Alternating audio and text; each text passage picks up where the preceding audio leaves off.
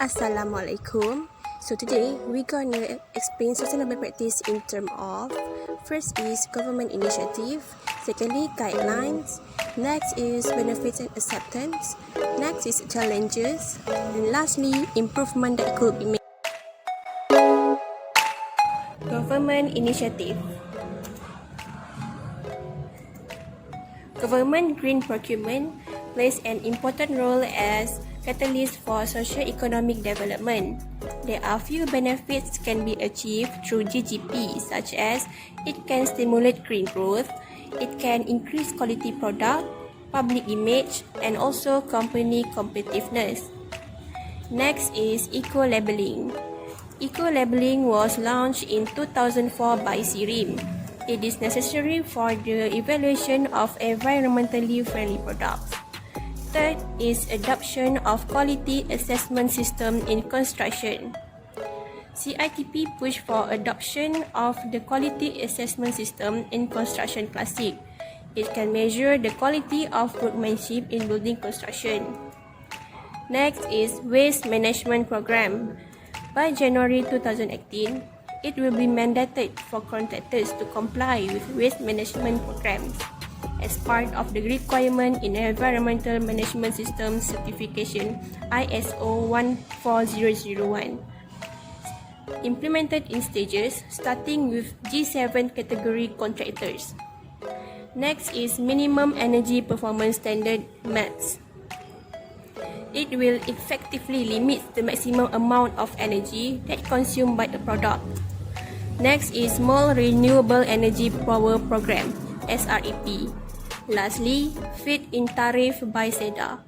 Households that generate their own electricity from renewable sources, such as solar system, can earn money under this scheme. There are 4 guidelines in implementation sustainable practices in Malaysian construction industry. The first one, quality, safety and professionalism. Quality, safety and professionalism are primary prerequisites towards transforming our national construction into a responsible developed industry. These fundamentals are to be ingrained into everyday practices, creating high quality construction products and safe and healthy environment at construction site. Professionally, addressing regulatory constraints will result in improved ease of doing business through enhanced procedures, reduced costs, and lesser time for registering as contractors as well as for securing construction.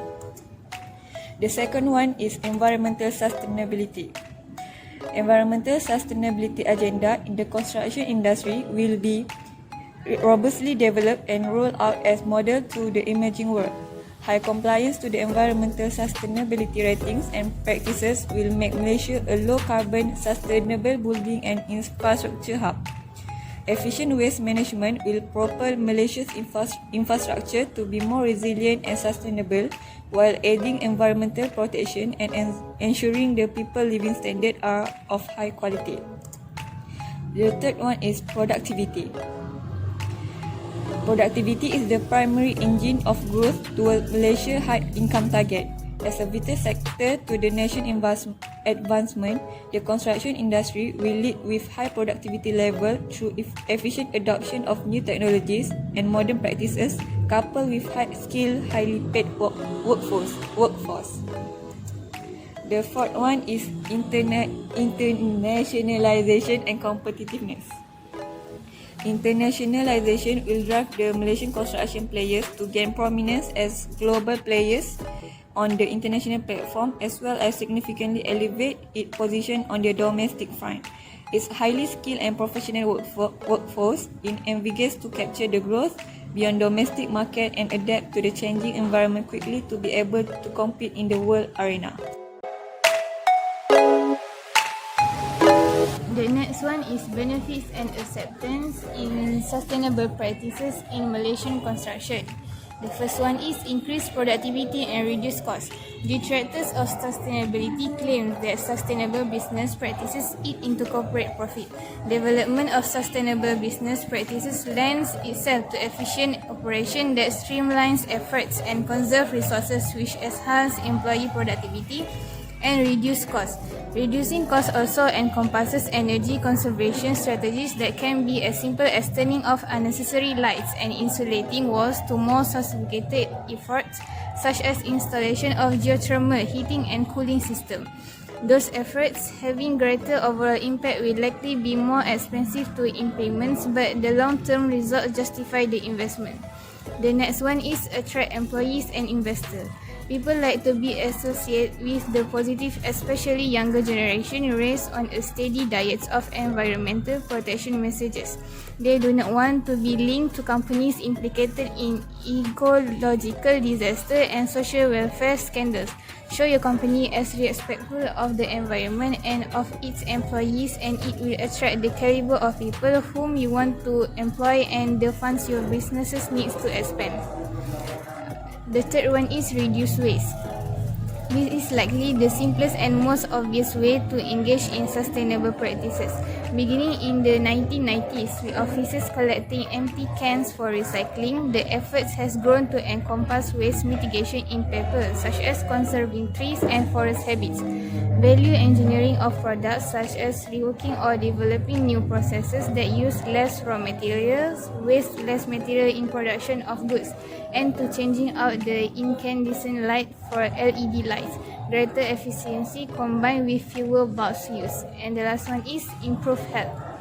By green building can be beneficial to health. According to the Environmental Protection Agency, outdoor air is 2 to 5 times less polluted than indoor air.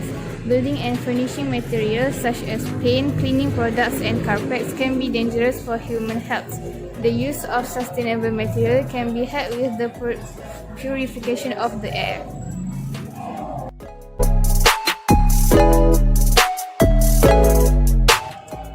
Challenges. First is lack of awareness and understanding.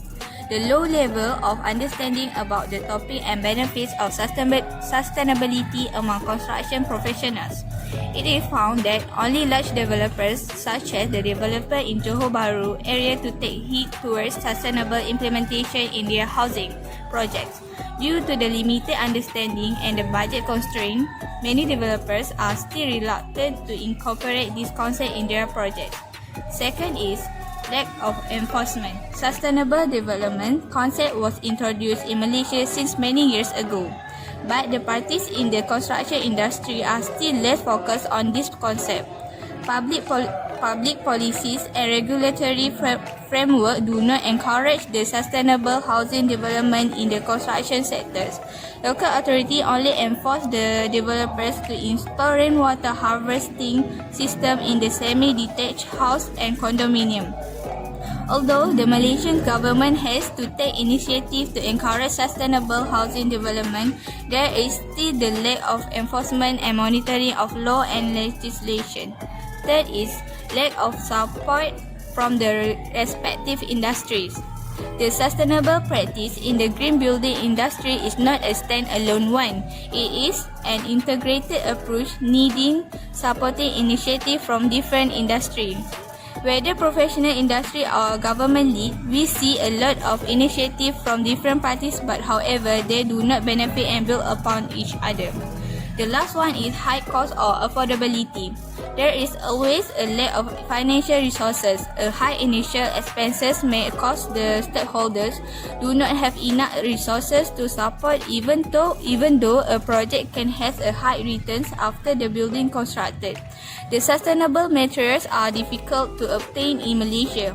Prices of sustainable materials such as low volatile organic compounds, which is VOC, paints are higher than normal paint. Sourcing sustainable technology is difficult and expensive. All developers aim to maximize the profit and not willing to waste any money in this concept. Client will only adopt sustainable features that would lead to immediate payback.